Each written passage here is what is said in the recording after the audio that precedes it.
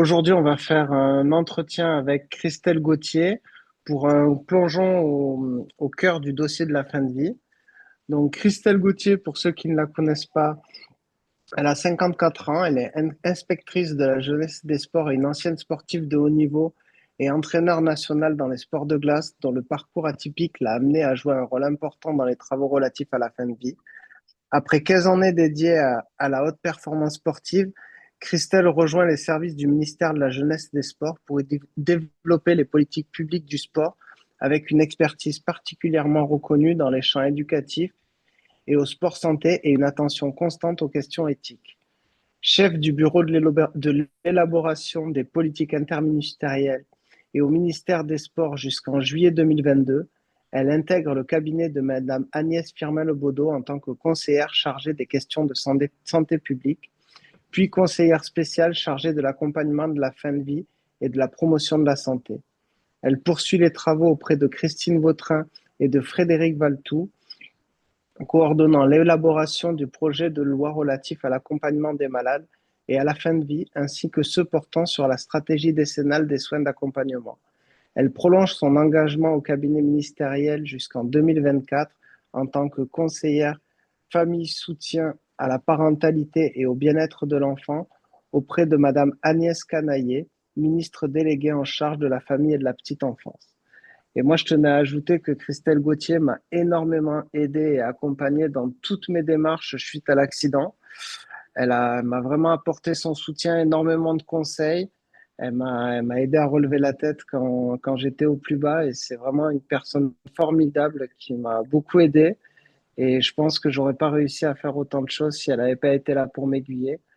Et ben, je vous laisse découvrir Christelle Gauthier et je vous laisse profiter avec elle. Merci à tous. Je suis très heureuse d'être face à vous et avec vous ce soir. Je reconnais des visages avec lesquels j'ai particulièrement échangé parmi certains d'entre vous.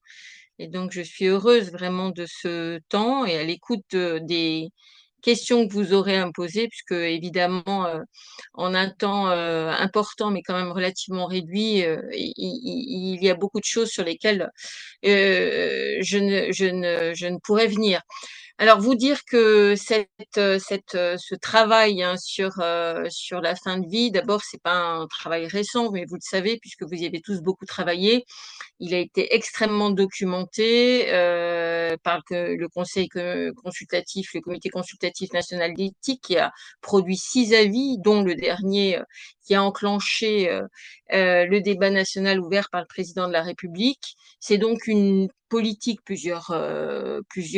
cinq plans qui se sont succédés sur les soins palliatifs, évidemment des projets de loi, dont la dernière en 2016, la loi Claes-Leonetti, et donc une succession de travaux à la fois au plan national, au plan international, puisque c'est pas un sujet qui concerne uniquement le contexte français. Il y a beaucoup de travaux qui se sont tenus au niveau européen et notamment par la CEDH qui affecte hein, de manière particulière aussi les législations, en tous les cas les réflexions nationales et qui se poursuivent. Et donc, ces travaux qui se sont enclenchés à l'automne 2022, ils s'inscrivent dans un temps long et dans un contexte français qui bien sûr peut s'inspirer et à travailler à l'évaluation, à l'observation de ce qui se passe sur ce champ-là, sur ces champs-là à l'international, mais qui s'inscrit dans un contexte qui est bien celui de la France, au plan social, au plan du soin, des pratiques soignantes, de l'organisation du système de santé, au plan culturel et donc cultuel aussi, et puis au plan bien sûr politique. Ces travaux qui ont été menés donc s'inscrivent dans la volonté de mener une politique structurante qui dépasse les effets conjoncturels hein, liés comment dirais-je, problématiques que vit évidemment le système de prise en soins. Et il est fondé sur un diagnostic très partagé, avec une volonté dès l'automne, avant même que la Convention citoyenne soit engagée, de montrer la volonté au plan gouvernemental d'avancer. Donc c'est, pour juste illustrer, l'instruction qui régissait l'organisation des soins palliatifs datait de 2008, et donc c'est en 2023 qu'elle a été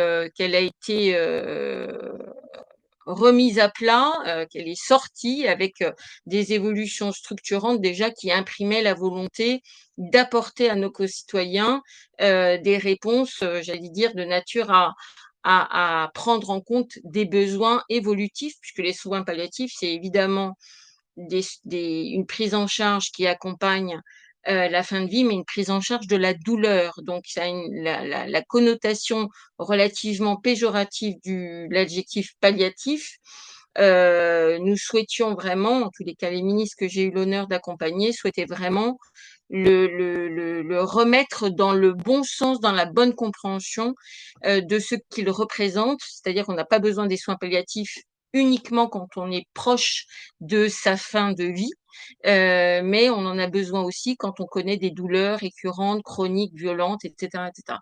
Donc il y avait une volonté de véritablement remettre ça sur le métier, de procéder à des états des lieux documentés, j'y reviens pas, d'assurer donc un dialogue interministériel, parce que les soins palliatifs, la fin de vie, la prise en charge du deuil, l'accompagnement de l'ensemble des personnes qui participe à l'appui des personnes malades, eh bien, ça ne concerne pas que le ministère de la Santé, ça considère aussi les travaux portés par le ministère de l'Intérieur, par le ministère de la Justice, par l'enseignement supérieur, la recherche, le travail, les solidarités, etc.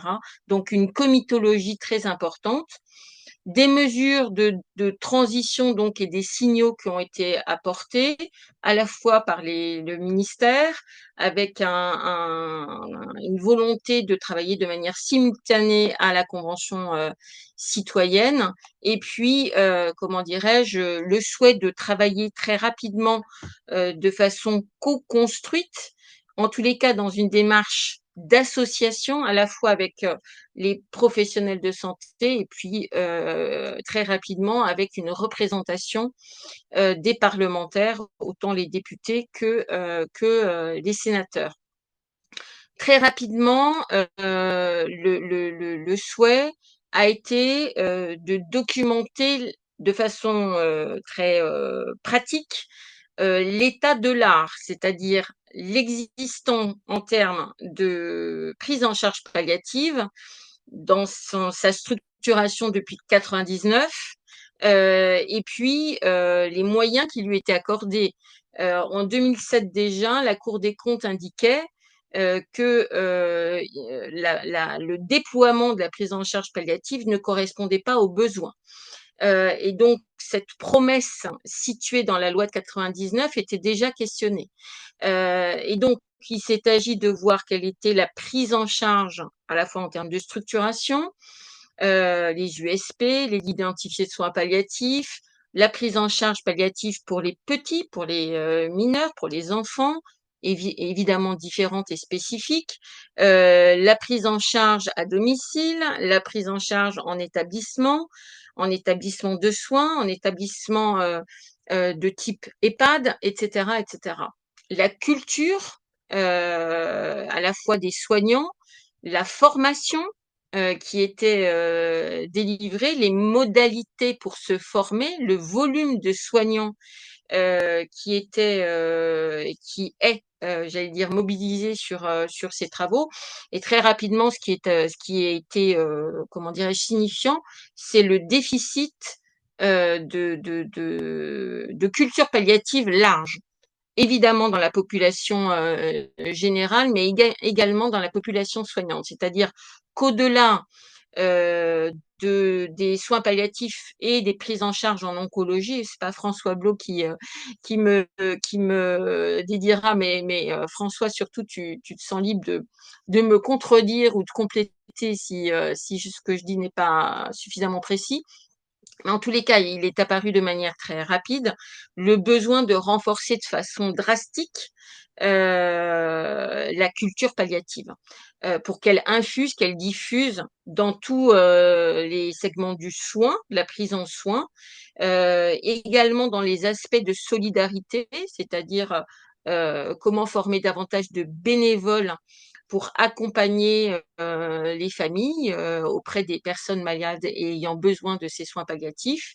Et c'est l'ensemble de ces sujets sur lesquels la Convention évidemment s'est prononcée qui a conduit à enrichir la réflexion et à soutenir la position du gouvernement vers une évolution de sa structuration politique, c'est-à-dire de passer d'éléments de perspective à une mobilisation en prospective sur les soins palliatifs qui sont évidemment en accroissement, simplement parce que en termes de besoins, les progrès de la médecine sont tels, et il faut surtout s'en réjouir, que le fait de vieillir, de vivre plus longtemps, de connaître aussi, pour de plus en plus de nos concitoyens, une chronicisation des maladies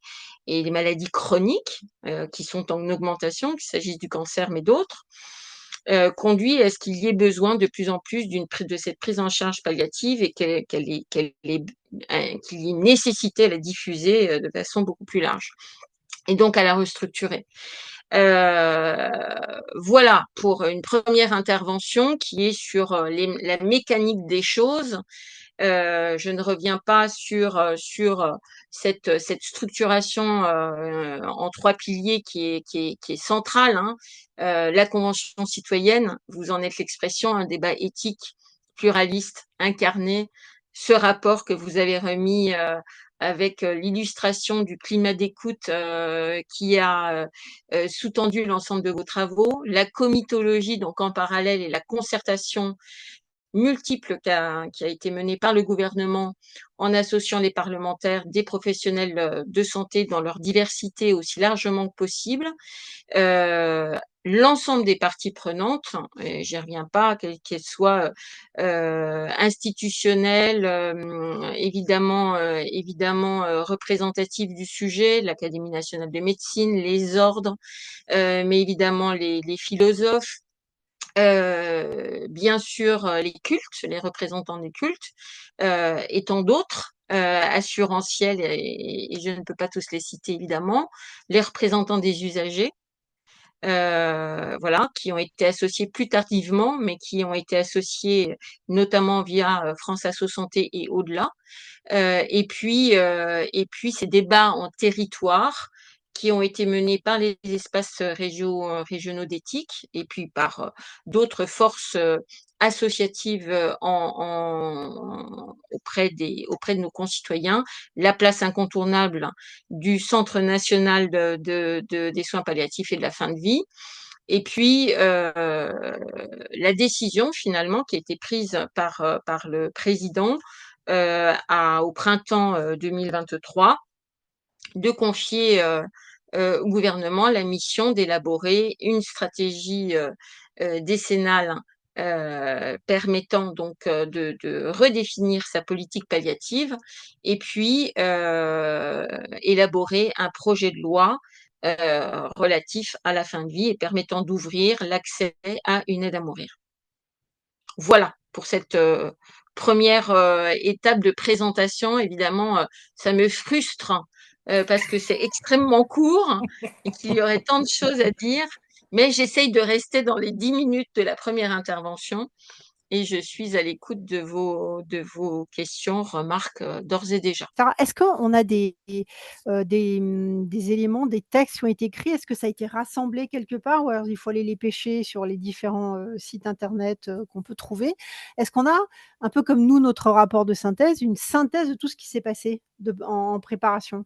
Alors cette synthèse a été transmise à l'exécutif, hein, c'est-à-dire que, au mois de février, mars, 2023, l'intégralité des travaux menés et donc les éléments, déduits de ces travaux, qu'il s'agisse des travaux d'évaluation, conduits avec l'inspection, générale des affaires sociales, qu'il s'agisse, des éléments, menés par, d'évaluation de la loi, Claes Leonetti, des éléments relatifs aux travaux sénatoriaux, des éléments menés avec, comment dirais-je, des académies, notamment l'Académie nationale de médecine, des éléments traités avec nos services, avec les services du ministère de la Santé pour préciser et le Centre national de soins palliatifs et de la fin de vie, pour préciser la réalité de l'existant, d'une part, hein, véritablement en contexte national, pour mesurer les besoins, hein, au-delà du rapport, mais avec les travaux de la Cour des comptes qui a remis son rapport en juin ou juillet 2023, final. Donc ça, c'était une première partie. Une deuxième partie issue des travaux d'observation des dispositifs pris par les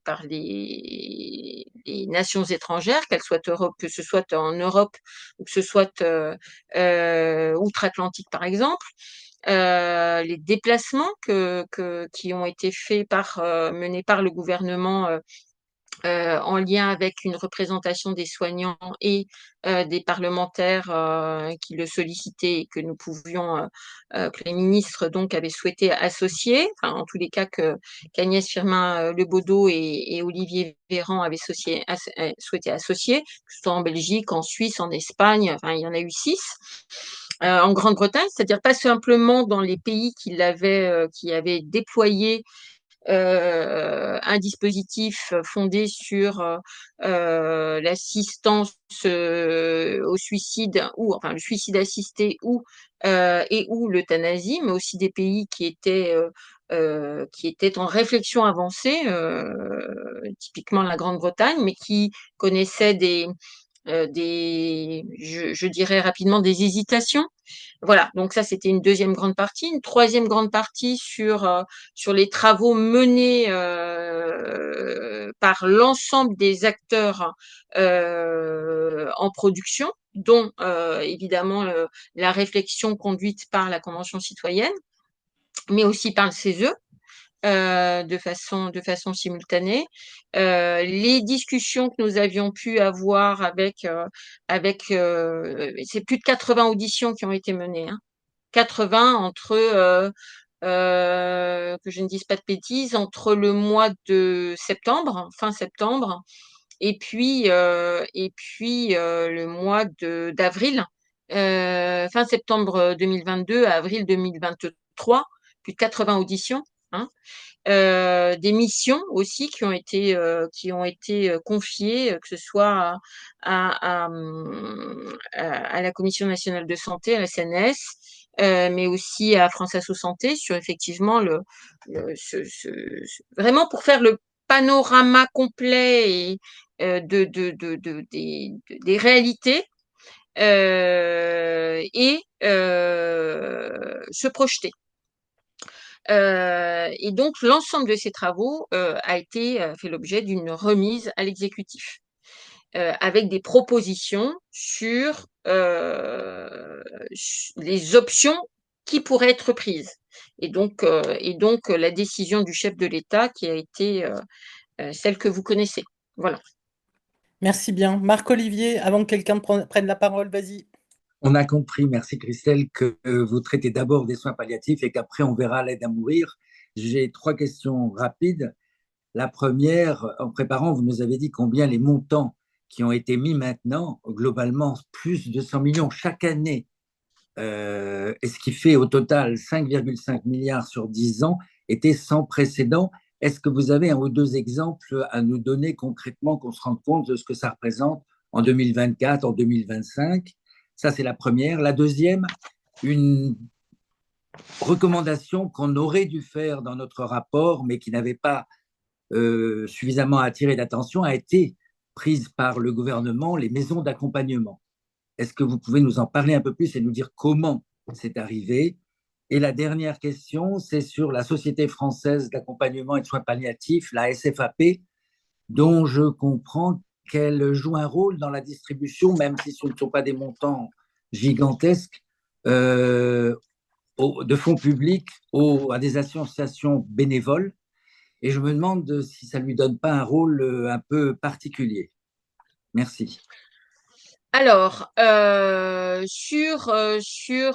comment dirais-je, la politique des soins palliatifs, il y a eu un accroissement quand même important depuis entre 2017 et 2021, un accroissement important en termes de financement. On était à 1,6, on est passé à 1,6 milliard, pardon, on est passé à 2 en 2023. Je dis ça de mémoire, hein, donc voilà. J'ai pas repris les chiffres de manière précise, je le dis pour chacun, mais je pourrais y revenir si vous avez des questions précises et vous répondre, y compris après voilà, pour votre propre information. Mais ce sont des données qui sont particulières, complexes. Il y a des choses que je peux pas dire. Donc, je vous le dirai simplement si c'est le cas, mais surtout c'est technique. Voilà.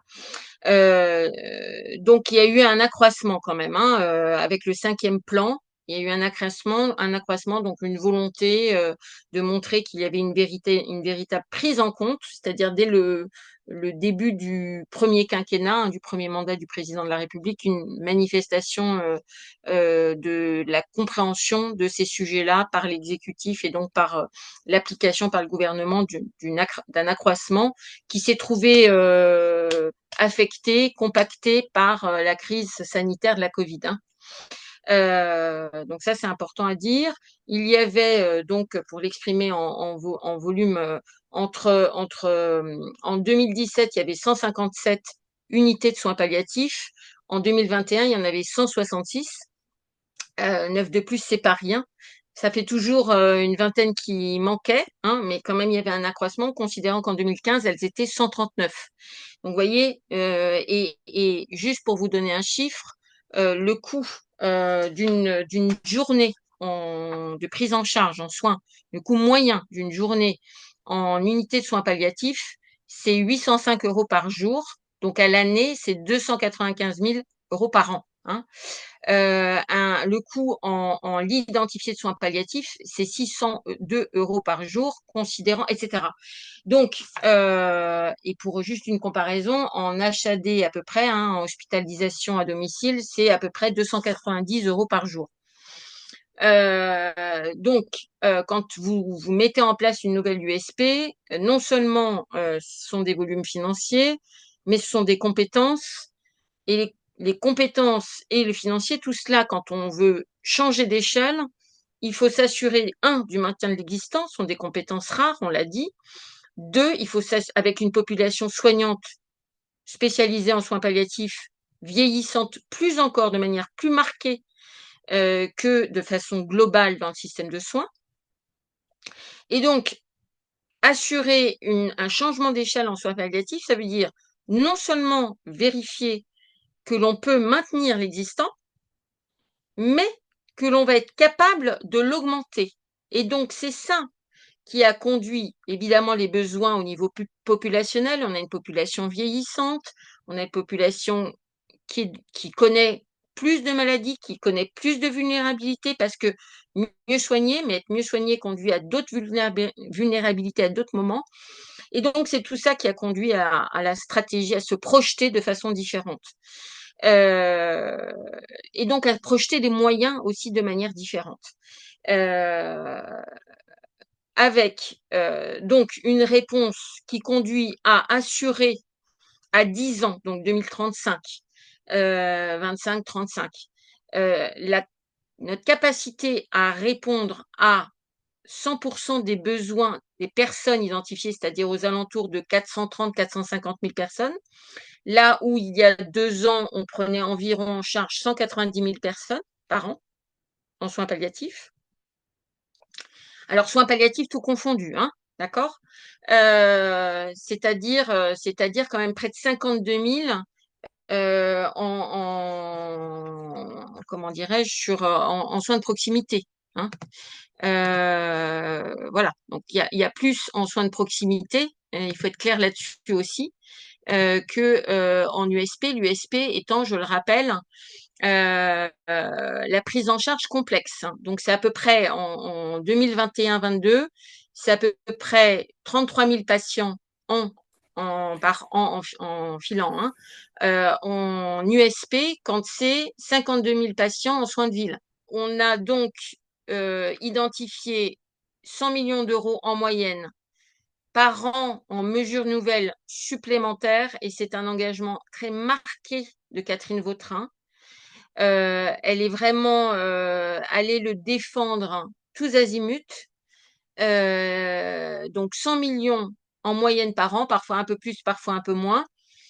Sur 10 ans, ça veut dire que chaque année, on ajoute 100 millions au volume de l'année précédente. Donc évidemment, 1,1 milliard de mesures nouvelles, ça fait en flux plus que ça. Et dans le contexte budgétaire donc ça fait à peu près 5 milliards au total. Dans le contexte budgétaire que l'on connaît, c'est tout à fait exceptionnel, et c'est une réponse exceptionnelle qui répond à un besoin spécifique. Voilà pour ça. Sur la réponse, je ne vais pas aller plus loin, sur la réponse comment dirais-je, au rôle de la SFAP, hein, dans le cadre de la prise en charge palliative. Je ne reviens pas sur sa représentation des palliativistes, mais elle a un rôle particulier qui lui a été confié dès 2000 par la CNAM,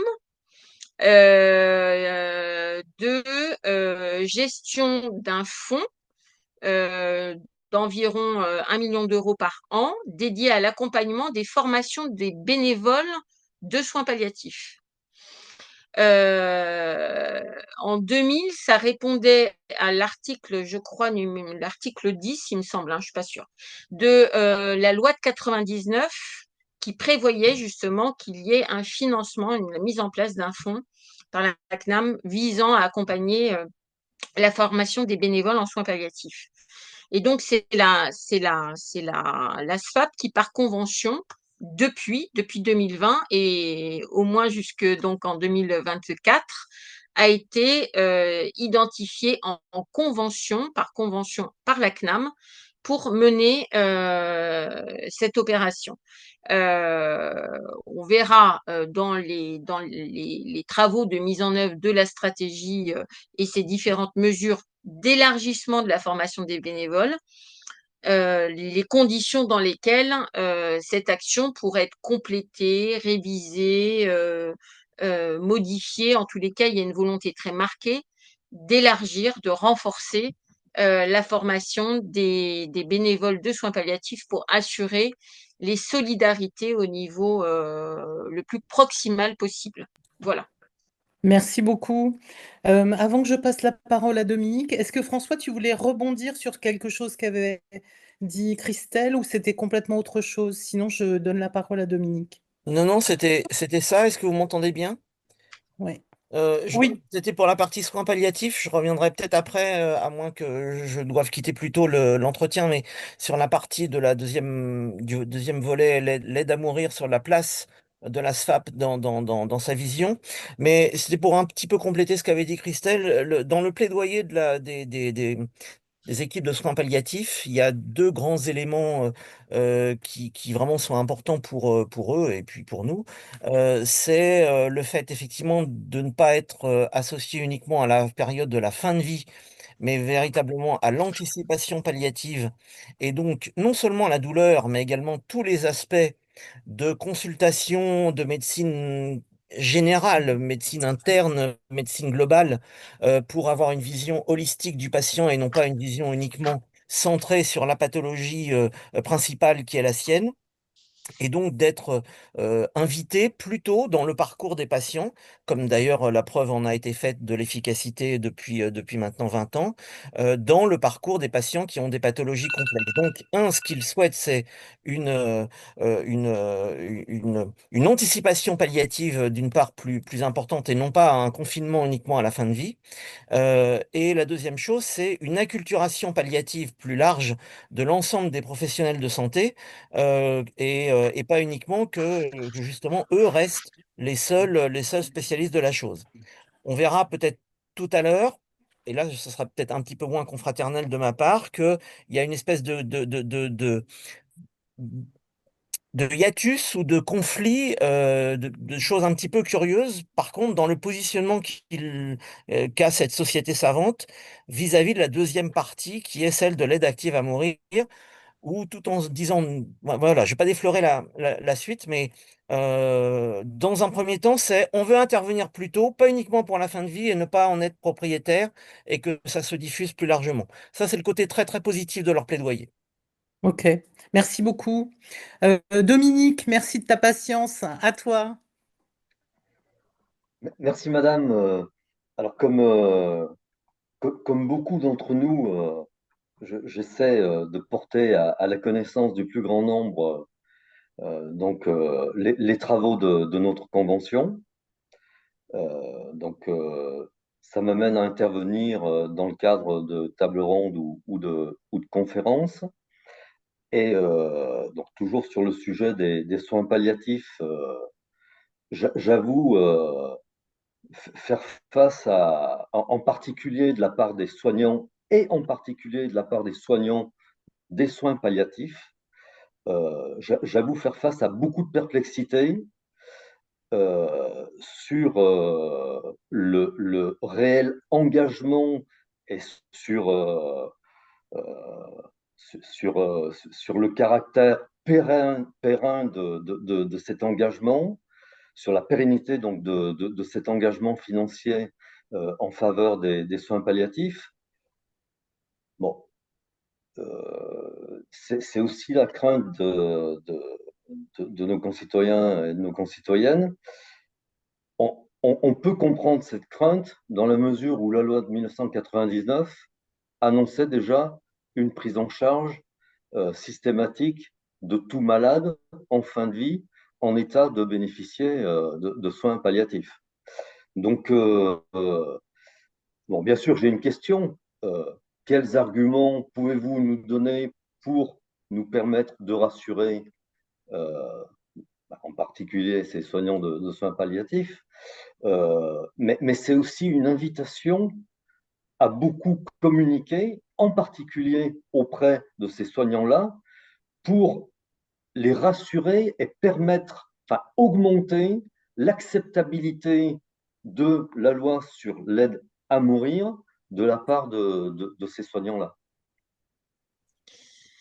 Alors, merci monsieur. Comment dirais-je, l'engagement sur effectivement la prise en charge, les moyens alloués aux soins palliatifs. Je vous dis, dès 2007, il y avait déjà un rapport de la Cour des comptes qui disait qu'effectivement, les moyens n'étaient pas suffisants. La SOP s'est créée en 89, et donc a été de tout temps associée aux travaux portant sur ces sujets relatifs à l'accompagnement en fin de vie. Et donc, il a fallu, bien qu'il y ait eu une trajectoire haussière des financements alloués entre 2021 et entre 2017 et 2021, plus de 25, presque 25% quand même, hein. Voilà, on était à 1,5 milliard en 2017, donc c'est un infléchissement très, très, très conséquent. Évidemment, c'est un infléchissement qui ne correspond pas à la courbe haussière, hein, des besoins, et donc c'est cela que soulignent les professionnels de soins palliatifs, ce qu'on comprend. Et donc, la réflexion qui a été portée au niveau de la stratégie décennale, et d'ailleurs François vient de l'expliquer très justement, c'est qu'est-il possible de faire pour ne pas attendre le dernier moment pour prendre en charge la personne lorsque véritablement elle connaît une dégradation très marquée de son état de santé. Et donc, c'est toute cette anticipation palliative qui est très peu effective dans notre pays, ce défaut de culture palliative qu'il faut d'abord corriger. Tout cela nécessite des moyens humains, des moyens matériels, des moyens financiers. Et donc, les moyens, et encore une fois, la SFAP a participé à l'ensemble des travaux, y compris relatifs à la stratégie décennale. Lorsque la ministre de la Santé en exercice se rend la semaine dernière, ou il y a 10 jours, je ne sais plus, au congrès annuel de l'ASFAP et qu'elle y va pour préciser, pour présenter les mesures prises et de façon concrète les financements alloués, ce devrait être de nature à répondre et à mettre dans une forme de confiance, la confiance n'excluant jamais le contrôle, ce qui est l'attribution du Parlement. Ça devrait mettre tous ces soignants en confiance. On comprend qu'ils soient prudents.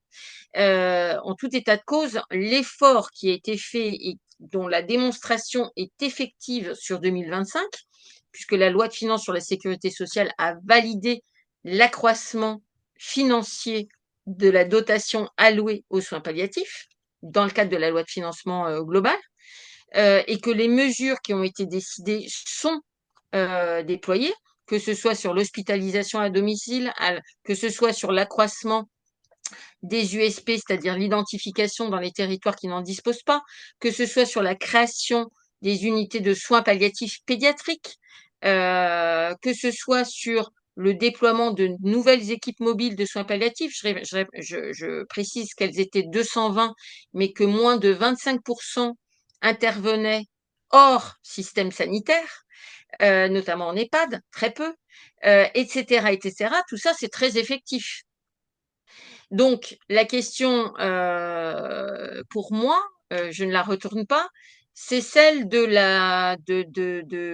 conditions qui permettent aux professionnels des soins palliatifs d'assurer l'accompagnement véritable, effectif de leurs collègues hors spécialité palliative.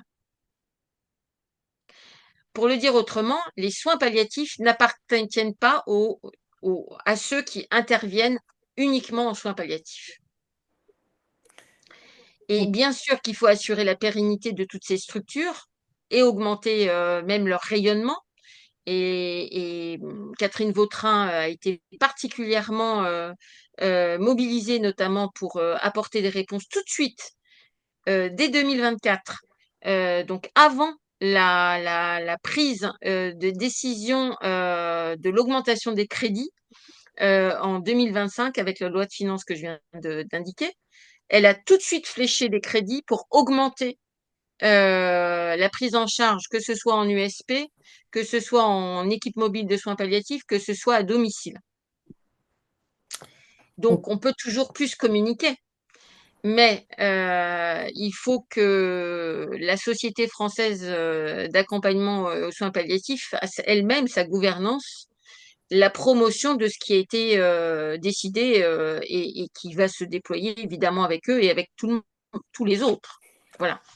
C'est pour rebondir sur la question qu'avait posée Marc-Olivier concernant les maisons d'accompagnement. Au cours des derniers entretiens, il y avait eu des annonces comme quoi il y aurait des appels à manifestation d'intérêt. Je voulais savoir s'ils ont été émises pour 2025. Est-ce que c'est prévu et est-ce que ça se poursuivra sur les années suivantes? Alors, s'agissant de ces maisons d'accompagnement, donc c'est une nouvelle catégorie d'établissements. Une nouvelle catégorie d'établissement, pour se créer, a besoin d'un véhicule législatif. C'est la raison pour laquelle, entre les différentes étapes de présentation, de débat à l'Assemblée nationale, les dissolutions et la reprise des travaux, il a été décidé que la préfiguration de ces maisons d'accompagnement, c'est-à-dire les travaux d'élaboration d'un cahier des charges, etc., soit menée par la Direction générale de la cohésion sociale. Permettant d'identifier sur les territoires, sur la base de cahier des charges qui a été partagé aux agences régionales de santé, des structures qui étaient à même de mettre en place les premières maisons d'accompagnement. Et donc, ce travail-là a été fait de fin 2024 jusqu'à maintenant. L'appel à manifestation d'intérêt en tant que tel doit être lancé prochainement s'il ne l'a déjà été. Excusez mon imprécision à cet égard. Il est prévu que tous les ans soit lancé un appel à manifestation d'intérêt pour que, au terme de la stratégie des 10 ans, vous ayez entre 80 et 100 de ces structures déployées sur le territoire. On vient d'avoir une partie qui était donc sur les coulisses ministérielles du dossier de la fin de vie, aide active à mourir, aide à mourir et stratégie décennale. Et on avait demandé aussi à Christelle si elle pouvait nous faire un deuxième point autour de la comparaison des textes, c'est-à-dire les deux projets, les deux propositions de loi actuelles versus le projet de loi tel qu'il était sorti en 2024, autrement dit, différences, points communs, etc. Pour 10 minutes, je vous laisse la parole. Merci beaucoup. Merci à vous. Alors, je ne vais pas rentrer dans les détails des textes, des deux textes actuels, d'abord parce qu'ils sont en discussion et que donc ils bougent, mais indiquer effectivement les éléments de présentation de ces textes. Donc, il y a évidemment une différence entre un projet de loi et des propositions de loi, le premier relevant de l'initiative gouvernementale, le deuxième relevant de l'initiative parlementaire. Là, tout cela s'inscrit dans un contexte très particulier qui conduit à ce que les deux propositions de loi qui ont été présentées donc au printemps dernier et qui ont fait l'objet d'un premier vote par les députés à l'Assemblée nationale sont issues du projet de loi qui avait été présenté par le gouvernement et donc dont les débats à l'Assemblée nationale avaient été initiés en mai-juin 2024. La démarche d'élaboration, la fabrique du projet de loi, et j'y reviens parce que c'est important, parce que ça reste un marqueur en fil rouge des débats parlementaires et des travaux parlementaires à venir, et c'est heureux. C'est d'abord il s'est fondé sur des contributions citoyennes et des contributions professionnelles. Dans ce projet de loi, dont les premières moutures, c'est-à-dire jusqu'en décembre, même janvier 2024, le projet de loi comportait 3 parties. La première relative au développement des soins palliatifs, la deuxième relative à l'ouverture encadrée de l'accès à l'aide à mourir, et puis la troisième sur le renforcement des droits des patients. Finalement, donc, ramené à 2 parties dans sa version finale, présentée en Conseil des ministres, et donc ayant fait l'objet de premiers travaux au printemps, à l'Assemblée nationale au printemps 2024. Donc, fondée sur les contributions citoyennes, celle de la Convention citoyenne, est fondée sur des contributions de professionnels de santé, de sociétés savantes qui ont été notamment conviées tout au long du processus d'élaboration de ce premier projet de loi. Ils ont été conviés à 7 reprises pour traiter des différentes parties et des différentes mesures. Certaines ont été donc tout a été évoqué. Tous les travaux ont été partagés. Évidemment, la décision qui revenait au gouvernement n'a pas été indiquée, partagée, ni la rédaction finale à ce moment-là. Mais tous les sujets ont été partagés. Qu'il s'agisse des questions relatives aux soins palliatifs, qu'il s'agisse évidemment de l'ouverture à l'accès à une aide à mourir sous critères stricts, évidemment, s'agissant des droits des patients, les conditions dans lesquelles on voulait les renforcer. Toutes ont été, tous les représentants ont été très constructifs et tout le monde avait relativement, je crois, pouvoir dire bien avancé, malgré les réserves, et je vais le formuler comme ça, marquées et incarnées par l'ASFAP,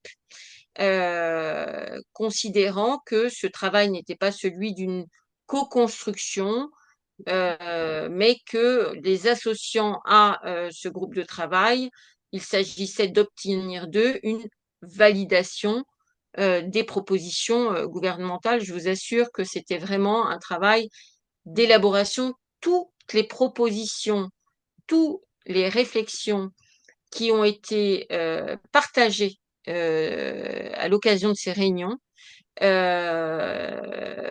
ont été comment dirais-je, vraiment attentivement mesurées, ont été pour la totalité prises en compte, ça ne veut pas dire traduites dans le projet de loi, de même que les réflexions avec le groupe de travail pendant, si j'ose dire, constitué de représentants des groupes parlementaires, que ce soit à l'Assemblée nationale, de l'Assemblée nationale ou du Sénat. L'ensemble de ces travaux, donc c'était là, la participation, les travaux de la participation citoyenne, deux, les travaux donc des professionnels et des sociétés savantes et autres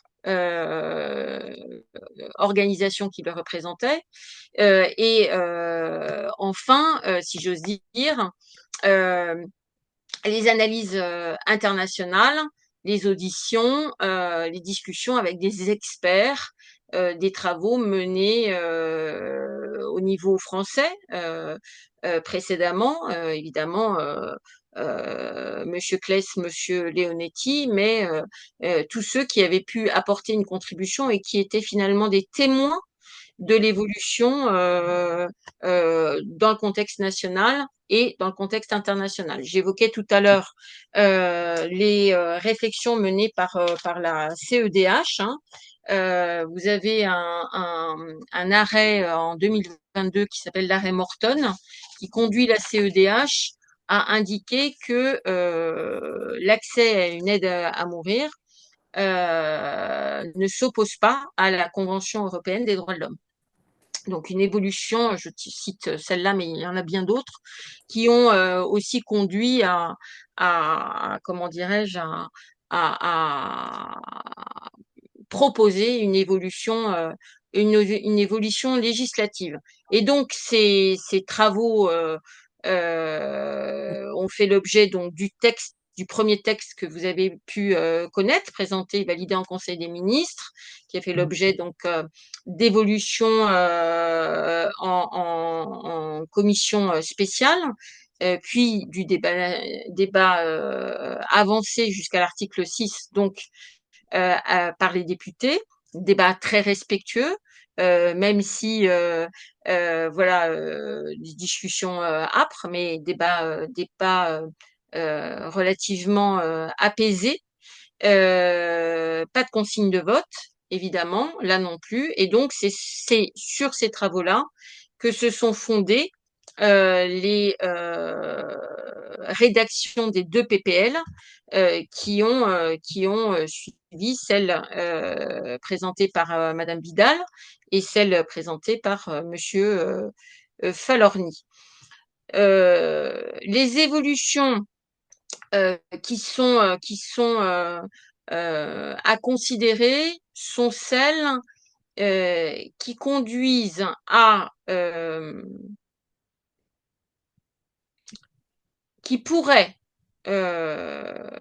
fragiliser une forme d'équilibre, en tous les cas, qui a été au centre de la réflexion ou des travaux menés par les ministres. C'est-à-dire cet équilibre entre l'attention à la volonté de la personne, à sa volonté explicite, à sa volonté pleine et entière, dans des situations particulières qui ont été identifiées, avec un certain nombre d'éléments d'encadrement, et en excluant par principe l'accès à une aide à mourir aux mineurs, en assurant un renforcement massif de la prise en charge palliative qui est spécifique chez les mineurs, chez les enfants, qui ne sont pas des adultes en réduction, donc dont les pathologies sont particulières, et voilà, et les thérapeutiques aussi.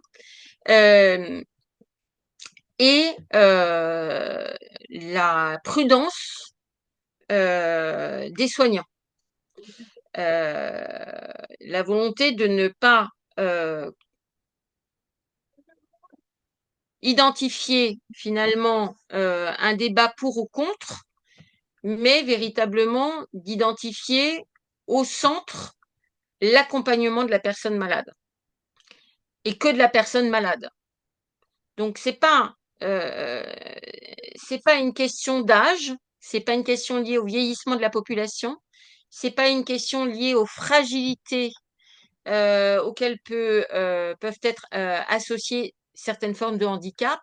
C'est vraiment la question de la volonté de la personne malade atteinte d'une pathologie incurable et en fin de vie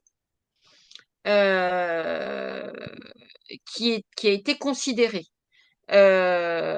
conjointement au fait que on est dans une inégalité avec une prise en charge qui est permise à nos frontières, que ce soit en Belgique, que ce soit en Suisse, que ce soit en Espagne, vraisemblablement, enfin dans certains cas en Italie et très prochainement probablement en Grande-Bretagne.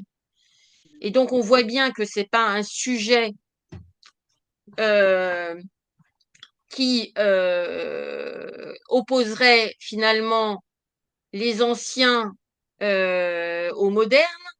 C'est pas un sujet qui confisquerait des questions éthiques à quelques-uns. La SFAP se réclamant d'une éthique du soin, quand d'autres se réclament d'une éthique de responsabilité. Donc, la question de la conviction, elle doit être respectée. Et donc, c'est la raison pour laquelle il y a des éléments, des marqueurs qui ont été conservés dans la proposition de loi présentée par Olivier Falorni, qui permet effectivement à toute personne, tout soignant,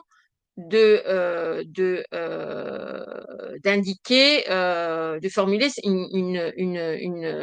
comment dirais-je, une clause de conscience. Et donc ça se respecte absolument. Donc c'est pas tant, comment dirais-je, les différences qu'il y a entre les PPL qui ont été présentés du projet de loi qui avait été dont la discussion avait été initiée, que finalement le fait que ces textes, et c'est un point de vue que j'indique à titre personnel, que ces textes aient été disjoints.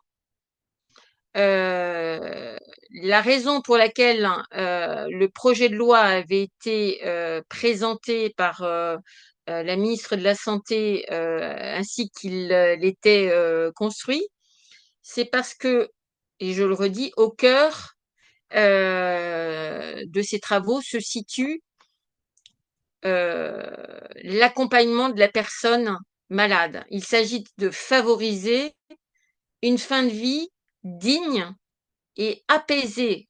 Il s'agit de répondre à la souffrance inhumaine et de protéger les personnes les plus vulnérables. Il s'agit évidemment des questions d'autonomie, considérées comme une liberté fondamentale à la sortie du droit à disposer de sa vie et de sa mort, à celle de la protection, et c'est le CCNE qui le dit, mais aussi l'Académie nationale de médecine, c'est-à-dire du non-abandon, de l'accompagnement des plus vulnérables, qui peuvent quand même s'exprimer, parce que cette expression, elle est emblématique de la solidarité, de la fraternité qui s'exprime dans notre pays. Et donc, c'est cette question d'alliance relationnelle que les ministres ont voulu présenter comme possible à construire en confiance entre les soignants, les personnes malades prises en charge et leurs proches. Cette alliance relationnelle confiante, c'est la clé de voûte, en fait, de cet accompagnement palliatif et de fin de vie. Et dans quelques cas qui pourraient faire l'objet d'un accès à une aide à mourir, donc d'une fin de vie apaisée par l'écoute et le dialogue. J'avais levé la main parce que moi j'avais quelques remarques à titre personnel, je le précise. Et puis j'avais une question, je voudrais que vous reveniez sur cette idée de éthique de soins versus éthique de responsabilité. Personnellement, moi je ne saurais pas l'expliquer, donc je veux bien que vous reveniez là-dessus. Et j'avais quand même un retour personnel, parce que vous n'êtes pas la première à dire que c'était un texte d'équilibre, etc. Madame Firmin Le Bodo le dit aussi. Pour moi, je dirais plutôt que c'est un texte au milieu du gué.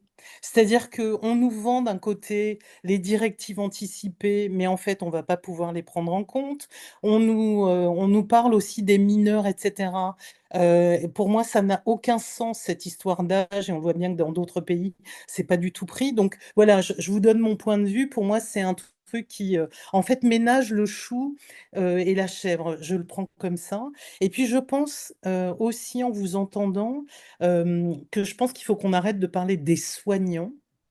Parce qu'en fait, il y a des soignants qui sont pour et des soignants qui sont contre. Et je pense que même nous, c'est vrai que quand on parle de ça, il faut avoir en tête qu'il y a, comme parmi nos citoyens, énormément de variétés, de variations. On l'a bien vu dans la Convention citoyenne, le nombre de propositions qu'on a faites.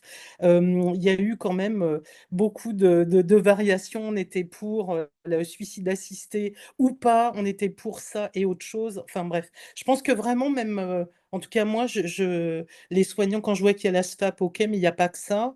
J'ai l'impression que ça embolise un peu la discussion. Donc voilà. Donc je veux bien, si vous voulez bien revenir sur l'éthique de soins, éthique de responsabilité, puis après je passerai la parole à mes collègues. Cette question autour de l'éthique de responsabilité et l'éthique de soins, en fait, l'éthique de soins, c'est régulièrement employé dans le secteur médical. C'est considérer finalement que on s'écarte de la technique et que on prend en compte la personne dans son ensemble. Et c'est aussi comment dirais-je, une réflexion philosophique, donc sur des questions qui reviennent de la morale et donc finalement qui s'attachent aux valeurs. Et donc quand un certain nombre de représentants de la SFAP ont évoqué cette éthique de soins. En fait, cela revient finalement à souligner leurs convictions. Et personne ne s'oppose à la conviction de certains. Vous indiquiez vous questionnez la référence aux soignants. Mais vous avez des soignants qui s'expriment, beaucoup.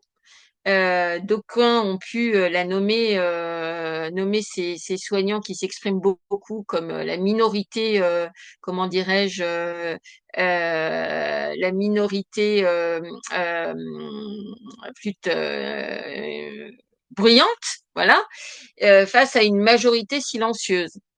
Nous, dans les travaux qui ont été menés, euh, on s'est toujours attaché à écouter toute personne. On a toujours considéré que toute conviction était comment dirais-je, valable. On n'a jamais privilégié certaines convictions par rapport à d'autres, sauf à considérer que cette éthique de soins revendiquée par certains viendrait en suprématie à ce que d'autres expriment comme étant leur responsabilité de soignants. C'est un des membres de l'Académie de médecine qui a conduit les travaux au titre du comité éthique de l'Académie nationale de médecine, qui a souligné tout particulièrement cette forme d'opposition entre l'éthique de soins revendiquée notamment par des représentants de la médecine palliative à une éthique de responsabilité promulguée, en tous les cas soulignée par un nombre, semble-t-il, beaucoup plus important de professionnels de santé. Voilà, donc éthique du soin, conviction, en fait, valeur, éthique de responsabilité. On constate la persistance de ces situations de stress physique et psychologique, de personnes qui souffrent de maladies graves et incurables, avec un pronostic vital qui n'est pas engagé à très court terme, c'est-à-dire à quelques jours, quelques heures, quelques jours, mais dont on sait qu'il est approchant. La question de l'ouverture de cet accès à l'aide à mourir, comment en fait refuser à des personnes malades en pleine connaissance de l'avancée de leur maladie, des affres qu'ils sont susceptibles de connaître, de l'irréversibilité de leurs conditions en la connaissance actuelle que nous avons. Comment ne pas reconnaître à ces malades la capacité à aspirer légitimement comment dirais-je, en tous les cas, à ne pas être spectateur de leur dégradation, à ne pas vouloir souffrir et même faire subir ça à leurs très proches. Sachant que de l'autre côté de la frontière, ils peuvent avoir accès à une aide à mourir. Donc, c'est, voilà, éthique de Ok. responsabilité, éthique du soin, plus exactement, éthique qualifiée de conviction. Merci beaucoup. François, est-ce que tu veux rebondir là-dessus? Comme tu l'as très bien dit, Christelle, c'est l'opposition surtout. Il y a deux grands courants éthiques qui sont l'éthique de déontologie, tu ne tueras point, etc., et l'éthique de responsabilité qui est plus dans les conséquences de ce qu'on décide. Et le troisième type d'éthique, qui est l'éthique du soin, c'est un peu, disons que les représentants de la SFAP se la réapproprient un peu en disant cette éthique du soin, c'est nous qui en sommes les dépositaires et qui savons ce qui est du soin et ce qui ne relève pas du soin.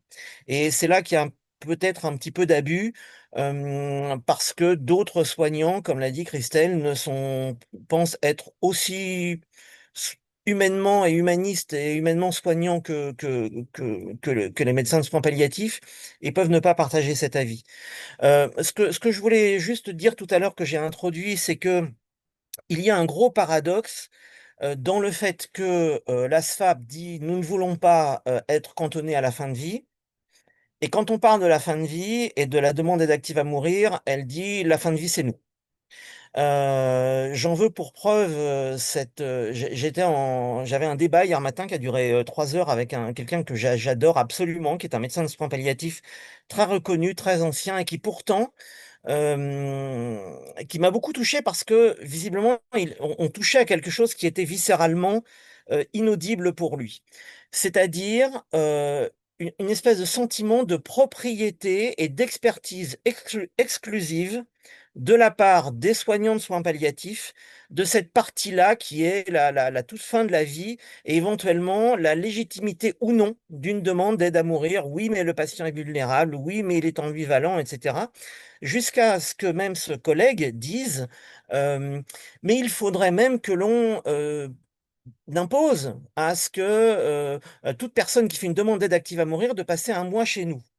Heu et j'ai trouvé ça à la fois très, très touchant parce qu'un mois chez lui, je suis sûr qu'effectivement, il ferait énormément de très, très belles choses. Mais pour autant, quelle que soit la qualité de prise en charge des soins palliatifs, ils n'abrogeront pas, ils ne supprimeront pas un certain nombre de demandes d'aide active à mourir, d'une part et deuxièmement, il peut y avoir des personnes qui n'ont pas envie ou d'aller dans des unités de soins palliatifs et c'est quand même relativement leurs droits. Hem et donc l'autre chose qui m'a surpris et là qui va vous toucher, c'est que qu'on a reparlé de quand même toutes ces instances démocratiques, que ce soit à travers, la démocratie élective ou la démocratie délibérative qui s'était exprimée et j'ai entendu exactement dans la même bouche, mais encore une fois tout à fait respectable: «Oui, mais vos 184, ils sont en bonne santé». Bah, oui, mais est-ce qu'on a besoin d'être absolument, forcément malade pour s'exprimer sur la façon dont on envisage le droit collectif et la possibilité d'accéder à quelque chose? Donc vous voyez il y a encore toute une mue à faire, une mutation et un chemin individuelle, personnelle chez mes collègues de soins palliatifs qui est très, très important, ou importante, la mutation, la mue, et je pense qu'une des voies pour arriver à nous concilier et j'arrête, après, vraiment, c'est, de dire que en fait, il y a pas d'antagonisme et que la demande d'aide à mourir, elle peut être vécue comme un signal d'alerte qui permette, dans un certain nombre de cas, d'améliorer la prise en charge palliative, justement, d'inclure des patients de soins palliatifs, des soignants de soins palliatifs dans le parcours du patient et alors qu'il ne l'aurait éventuellement pas été auparavant, faute de compétences globales de l'équipe et que donc cet accès à une nouvelle possibilité peut aussi faire le marchepied et hem, la courte échelle à des meilleurs soins palliatifs et d'ailleurs, c'est ce que disent nos collègues en Belgique et enfin de nombreux, je ne vais pas les citer tous, mais de nombreux collègues en soins palliatifs en Belgique, comme aux Pays-Bas, en disant que finalement, les soins palliatifs ont continué de s'améliorer après 20 ans, 23 ans après le vote de la loi donnant accès à l'aide à mourir. Mais pour autant, cette amélioration n'a pas aboli les demandes, au contraire, elles augmentent dans un certain nombre de pathologies notamment.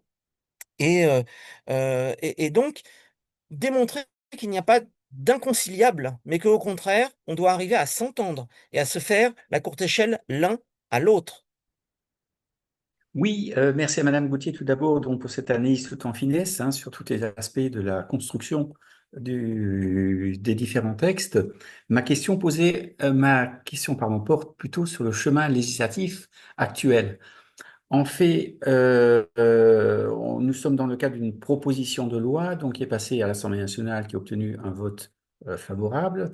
La suite en est l'examen par le Sénat, puis un repassage devant l'Assemblée nationale avant de, je dirais, un second passage au Sénat et éventuellement donc un passage dans une commission de conciliation. Alors tout ce chemin législatif Madame la ministre Lebaudot, lors d'une intervention précédente, semblait très pessimiste hein, sur le débouché possible de la loi. Est-ce que, compte tenu de la temporalité qui reste aujourd'hui avant, je dirais, le renouvellement prévu, quoi qu'il en soit, à la fin de la présidentielle, donc en 2027, est-il encore compatible avec une adoption de cette loi, sachant qu'on a quand même comment vais-je dire, un calendrier parlementaire très chargé. Il va y avoir les discussions sur le budget qui vont pas être simples et qui vont accaparer beaucoup d'énergie, je pense. Donc, il semblerait que la bonne fin de ce texte pose quand même quelques soucis. Alors, quelle est votre analyse là-dessus? Alors, vous avez raison, il n'y a pas de procédure accélérée, il n'y en avait pas sur le projet de loi hein, initial. Il y a une attention, une difficulté qui est autant une opportunité à avoir lié les deux textes. C'est-à-dire que la PPL sur les soins palliatifs et la PPL fin de vie ne peuvent être traités qu'ensemble. Ce qui nécessite effectivement qu'il y ait un peu de temps donné, laissé, trouvé au calendrier chargé que vous avez évoqué et des mesures volontaristes pour que ces textes soient inscrits à l'agenda de l'une et de l'autre chambre.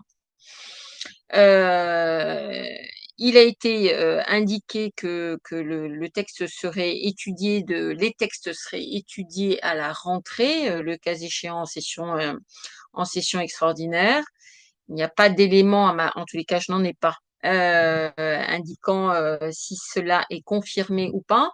Il n'y en a pas non plus, même si Agnès Firmin-Lebaudot est bien plus experte que je ne le suis sur les modalités d'agencement des travaux parlementaires. Mais nonobstant cela et l'immense respect que j'ai pour Madame Firmin-Lebaudot, il n'y a pas non plus de certitude à ce que cela soit impossible. Voilà. Donc, il faut être, mais comme c'est le cas depuis le début, vigilant et dans une vigilance active. C'est-à-dire porter, et vous êtes évidemment les représentants des citoyens à cet égard, mais il y a de nombreuses personnes qui sont attentives à ce que ces travaux soient menés. Le vote de l'Assemblée nationale a été relativement confortable, on va dire, large même, et donc il y a une attention particulière et très transpartisane, même si on voit bien de quel côté se trouvent les oppositions les plus marquées, à ce que ce texte aboutisse. Je dis ce texte parce que il est surtout, il n'y a pas de difficulté en tous les cas s'agissant de la PPL soins palliatifs. Il y en a évidemment, les choses sont plus délicates et difficiles pour la deuxième PPL. J'ose dire que je pense, c'est une conviction personnelle, que l'avancée des travaux en Grande-Bretagne, je pense, est aidante. Elle est aidante à différents niveaux. Vous savez que le texte ouvrant sur l'aide à mourir a été voté la semaine dernière par la Chambre basse, qu'elle doit être transmise. Il doit être transmis ce texte très rapidement pour validation par la Chambre haute, dans lequel se dessine un consensus en tous les cas à ce stade. J'indiquais tout à l'heure que dans les déplacements qui avaient été menés auprès des pays étrangers, il y a eu un déplacement ministériel en Grande-Bretagne. Et lors de ce déplacement, Madame Fourcade a souhaité accompagner la ministre, notamment parce que vous savez que c'est la Grande-Bretagne qui a, entre guillemets, inventé les soins palliatifs, qui est à l'origine de cette prise en charge particulière. Et donc, il y a une grande proximité entre une grande attention portée en tous les cas par la SFAP aux travaux menés par les Britanniques, y compris dans le cadre de l'ouverture à une aide à mourir. Et donc, je pense que l'avancée des travaux législatifs menés par nos voisins britanniques est de nature à, à, à soutenir ceux menés en France. Voilà. Je suis pas défaitiste. Voilà. Y aurait-il pas moyen de transformer ces propositions de loi parlementaires en projet de loi gouvernementale avec, avec l'urgence sur le texte qui, je dirais, sécuriserait quelque peu de façon plus importante la bonne fin de ce texte? Pardon. Non, mais je ne crois pas que ce soit envisagé. Vous avez entendu, comment dirais-je, le président de la République dans sa dernière allocution évoquer les travaux sur la fin de vie, et notamment la présentation, donc les débats relatifs au projet de loi. La question d'un projet de loi qui serait présenté aux Français dans le cadre d'une procédure référendaire a pu être réfléchie. Et donc comment dirais-je, l'intervention du président de la République souligne toute l'attention portée par l'exécutif à ces sujets, nonobstant des avis qui peuvent, comme cela a été indiqué tout à l'heure, être différents, des convictions qui peuvent être personnelles, et sur des sujets de telle nature, ça se conçoit. Voilà. Donc, il faut faire confiance à la représentation nationale pour que les travaux soient menés à leur terme dans le temps de la législature. Juste un mot pour non pas nécessairement faire preuve d'optimisme, mais de détermination. C'est le cas de notre association qui a envoyé, juste après le vote des deux lois, une lettre au président de la République, une lettre au cabinet du Premier ministre, une lettre au président du Sénat.